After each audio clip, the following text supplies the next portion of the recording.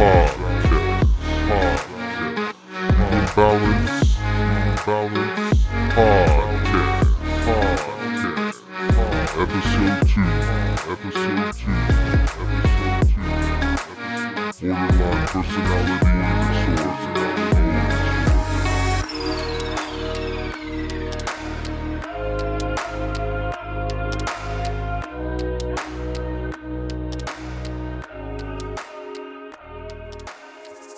What is up, everybody? Welcome back, or if it's your first time, welcome to the Imbalance Podcast. I, of course, am Imbalance, also known as Davey Scorsese, and this is the second episode. The last episode, I kind of talked about current events, the election, Johnny Depp and the injustice he's facing. I gave an update on my music. This time, I want to get a little more personal. There's something I want to talk about, which is borderline personality disorder. I actually have been diagnosed with that for about 6 years now. And over those 6 years, I've learned, wouldn't say I've perfected how to deal with it, but I've gotten way better over the years at recognizing when the symptoms are coming on and how to deal with them. And I just kind of wanted to make this podcast. It'll probably be in several parts because there's a lot to talk about here. But I just want anybody who's listening who might suffer from BPD or any similar mental illness to know that there's hope and not to, lose faith that you're stuck the way you are forever. I thought I was going to be stuck the way I was forever, but I've gotten way better over the years. And I want to get into all of that. But this episode will probably be more about the illness itself and how I discovered I had it and kind of my story. But as we go on to the next part, I'll talk about how I learned to deal with it and give some tips on how to do that. So let's begin with the main question. What is borderline personality disorder? Well, first and foremost, borderline personality disorder is the illness that I've dealt with probably longer than 6 years, actually. I've been diagnosed for 6 years, but according to the NAMI website, NAMI.org, which is the National Alliance on Mental Illness, borderline personality disorder, shortened as BPD, which I'll refer to it as, it's a condition characterized by difficulties regulating emotion. This means that people who experience BPD feel emotions intensely and for extended periods of time, and it's harder for them to return to a stable baseline after an emotionally triggering event. I know the word triggered is thrown a lot. It's thrown around a lot lately by, people want to, trigger the libs and stuff like that.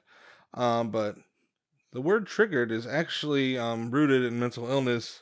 A trigger is something that kind of sets off your symptoms, which in this case is, intense emotions that last for quite a while.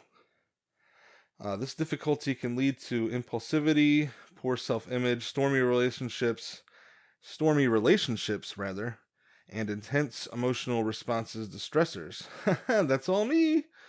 Struggling with self-regulation can also result in dangerous behaviors such as self-harm, like cutting, which, I've been through that. It's been a long time, but I've been through all this. It's estimated that 1.4% of the adult U.S. population experiences BPD. Nearly 75% of people diagnosed with it are women.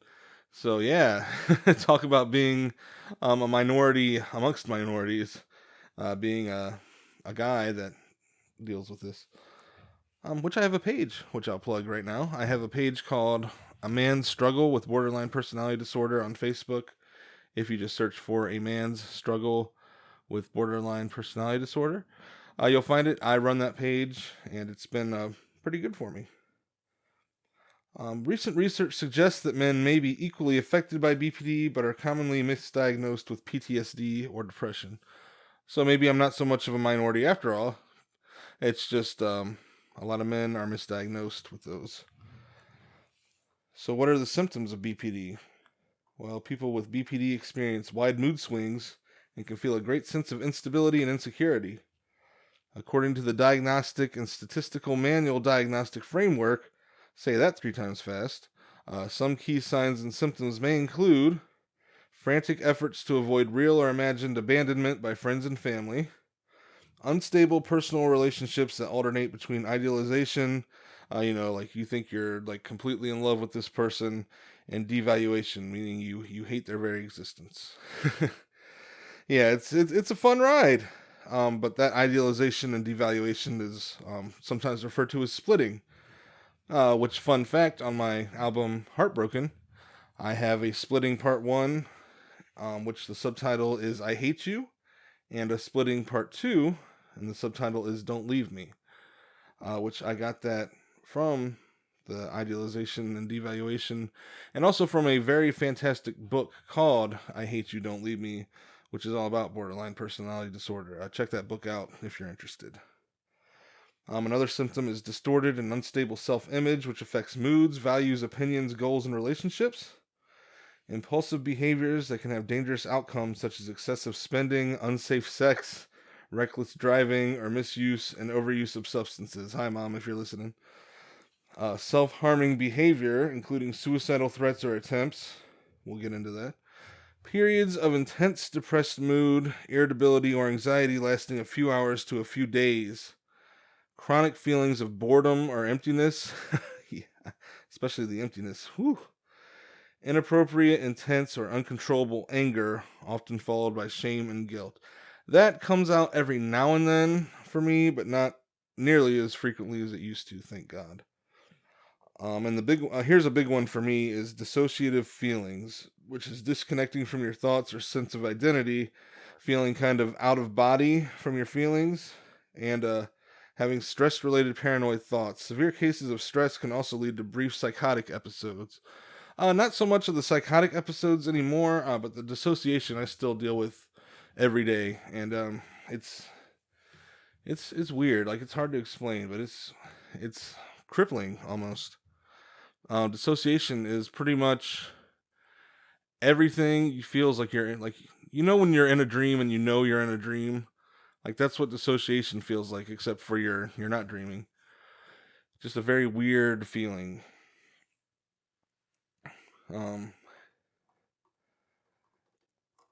Let's go to the causes, according to NAMI. The causes of BPD are not fully understood, but scientists agree that it is the result of a combination of factors, including genetics. While no specific gene or gene profile has been shown to directly cause BPD, research suggests that people who have a close family member with BPD may be at higher risk of developing the disorder. As far as I know, I'm the only one in my family with BPD. I could be wrong on that, but as far as I know, nobody else has been diagnosed with it or anything like that, so who knows. Another cause is environmental factors. People who experience traumatic life events such as physical or sexual abuse during childhood or neglect and separation from parents are at an increased risk of developing BPD. I actually had a fairly decent childhood. I dealt with bullies and shit like that, which, I think a lot of people have, so that doesn't really contribute.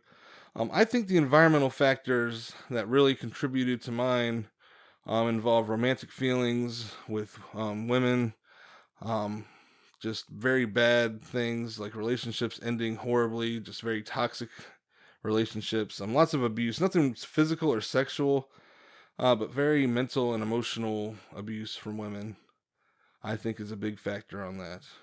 And then the last cause the last cause that's listed here is brain function. It's the emotional regulation system may be different in people with BPD, suggesting that there is a neurological basis for some of the symptoms, specifically the portions of the brain that control emotions and decision-making judgment may not communicate optimally with one another. Interesting. I never had a brain scan, so I'm not sure how that factors into me. But yeah, it's always weird reading the symptoms because I fall under almost every single one of those. The causes, it's still kind of speculation on what caused it. And here's something interesting about diagnosis. There is no definitive medical test to diagnose BPD, and a diagnosis is not based on one specific sign or symptom. BPD is best diagnosed by a mental health professional following comprehensive clinical interview that may include talking with previous clinicians, reviewing previous medical evaluations, and, when appropriate, interviews with friends and family. See, this is updated information, which is interesting to me because when I was diagnosed, I just had a one-on-one interview with a psychologist and a psychiatrist, and they diagnosed me after 2 or 3 sessions. They said, "Yeah, you fall under having borderline personality disorder." So that's interesting to know. Like I said, that was 6 years ago, so I'm sure there's been advances. But anyway, my story. Pretty much a simplistic explanation of BPD that I tell people is it's bipolar on crack. You deal with your emotions going up and down and all over the place all day long, where usually bipolar, lasts a span of days or weeks. This is all within a day. It just jumps all over the place. So it's pretty crazy. Really, as far back as I can remember, when my symptoms, like when I think back, my symptoms kind of coming into play was probably shortly after I hit puberty and started, developing interest in girls and things like that. Like the idealization, especially like any crush I had, even in like school, was like, whoa, like intense. Like it was. I'm gonna sound like such a loser talking about this stuff, but the first one I can remember big time is this girl. I had a crush on her, and I wrote, kind of a note saying like I liked her, and put some kind of candy like M&Ms or Skittles or something in her locker. And she messaged me on AOL Instant Messenger. This is how old I am. Saying like how that was so sweet of me to give her that and all this stuff. Because I messaged her first. I said, "Hey, did you get the surprise in your locker?" And she was all swooning and acting all, just very happy about what she got. And I was under the impression that the crush wasn't just one way. So I felt very happy. Like I was like, "Oh man, my dreams are coming true." Like this girl I got the crush on. Like back in middle school, it was kind of different. Just like, "Oh, I hope I get to kiss her." Like, um, but turned out that um uh another boy that was in my class that I went to school with had hacked her account, and I quickly became a laughing stock because he told everyone. And yes, I got made fun of relentlessly, and surprise, that girl never really returned any type of those feelings for me. Or maybe I was just too nervous to ask, but nothing ever came of that crush. So that kind of started my paranoia into not really knowing what's reality and what's, some kind of prank being pulled on me, or later on, as I learned that I had a mental illness, now it's a lot of not knowing if something's real or just something that my mind is perceiving that isn't actually there. So I know that stems kind of from that.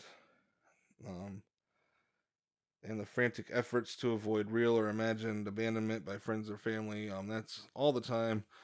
Even to this day, I still find myself, doing favors for friends and family, buying gifts, just doing anything I can to help, just so they want to keep me around. Like I don't know. I don't want them to realize that they're tired of me and kick me to the curb. Which that's part of that frantic efforts to avoid real or imagined abandonment by friends and family. Unstable personal relationships that alternate between the splitting with idealization and devaluation. That's every relationship I've ever been in. and even non-relationships that I perceived as relationships. I've been married and divorced twice. The first time I was married, I was 21 years old, which is a very stupid decision on my part. The woman I married, about a week after we returned from our honeymoon at Walt Disney World, laid the bomb on me that she made a mistake and didn't want to be married to me. So we had a disillusion. This was after a big elaborate wedding. Like I said, a honeymoon at Walt Disney World. And yeah, that quickly went from the idealization to the devaluation with her when that happened. I lost my fucking mind when it happened, actually. I found out she'd been talking to another guy. And yeah, didn't handle it very well. Still kind of have, I guess you could call it PTSD. I go back to the same mindset I was in sometimes when things trigger me that are relationship related, because of that, and it does make me very paranoid in relationships. I've actually avoided being in a relationship for about 4 years now. I haven't been in a relationship actually for about 6 years. But I avoided pursuing relationships after, if you heard my album Heartbroken, you kind of know I met a girl, and it was very different with her because I found out she was transgender. So that opened a lot of questions for me about myself. And after I kind of unpacked everything and accepted the feelings I felt for this girl, it was a very liberating experience, because it felt like I kind of got to know myself better and started to be able to accept myself. And even now, I've accepted myself, and I'm just now beginning to learn how to love myself. But this girl broke my heart as well, and that did a number on me. And after that, I realized I just need to take as much time as I need to just learn how to train myself not to let romantic pursuits do what they do to my mind. So I really have been focused on myself and, making myself ready for that. The distorted and unstable self-image, like I said, especially after falling in love with a transgender woman, that was a big deal for a while. And I still have kind of an unstable self-image, as like my own identity. Sometimes I don't know who I really am. I've put on so many masks for people and played a character for so many people throughout the years, that most of the time I feel like nobody really knows the true me. Hell, sometimes I feel like I don't even know the true me. So yes, there's a lot of questions. Who am I? Who am I really? Things like that. And I do kind of flip around when it comes to my moods and opinions and goals and things like that. And it sucks. The impulsive behaviors I haven't really done much lately. But I did used to, actually, after my first divorce, I maxed out a credit card buying TVs, gaming consoles, things like that, because I was convinced that I was going to kill myself. This is gonna get deep, y'all. So just be ready. Unsafe sex. Yes, I've gone on sex binges, especially lately after discovering and accepting my sexuality. But COVID's played a big part in cutting back on that. I'm not gonna lie. But just also some other factors have played into me kind of stepping away from that. Reckless driving, yes, I used to just speed off angry all the time when I was in relationships and just drive around like a jackass. I'm lucky to be alive. The misuse and overuse of substances, I've never really been much of a drinker or a druggie or a partier. I think because I've been aware of my BPD for so long that I avoid drugs at all costs because I know how addictive they can be and what an addictive personality I have. The self-harming behavior, yep, that's there. Um, Actually, what led to me discovering I have BPD is the relationship I got in after my second divorce. Oh, I'm a hot mess.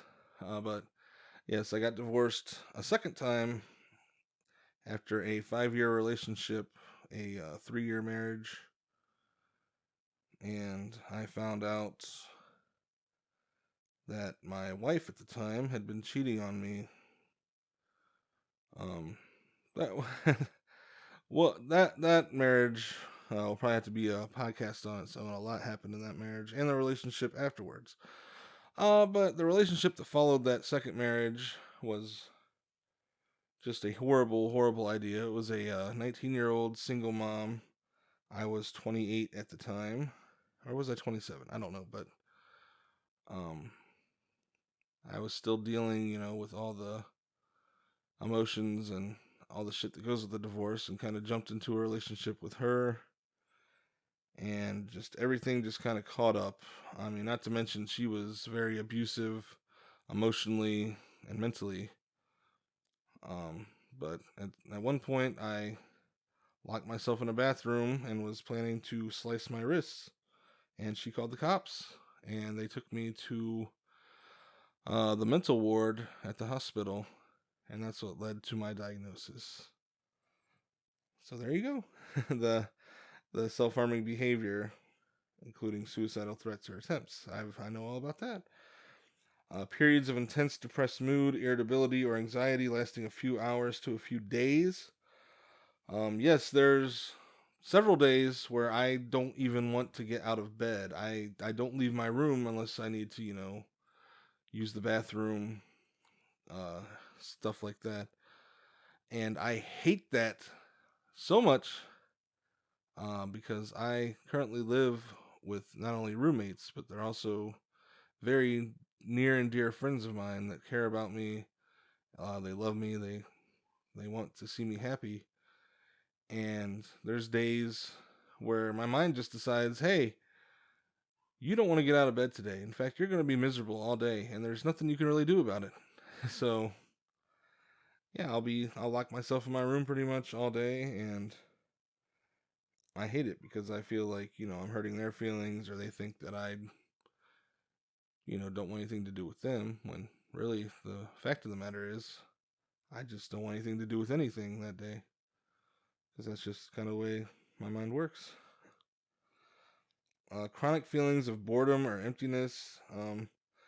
I seldomly get bored, but there are a lot of feelings of emptiness, a lot, where I just, kind of don't really know if I exist. I know I sound crazy, but just kind of feel like I'm floating through life. There's a song by Marilyn Manson called Disassociative. It's on his Mechanical Animals album. And the chorus goes, I can never get out of here. I don't want to explode in fear. A dead astronaut in space. And that's kind of how I feel. Just kind of like a dead astronaut just floating through outer space. Just feeling like I can't escape from this feeling that I have. The inappropriate, intense, or uncontrollable anger, often followed by shame and guilt. Like I said, it still comes up every now and then, but it used to be horrible.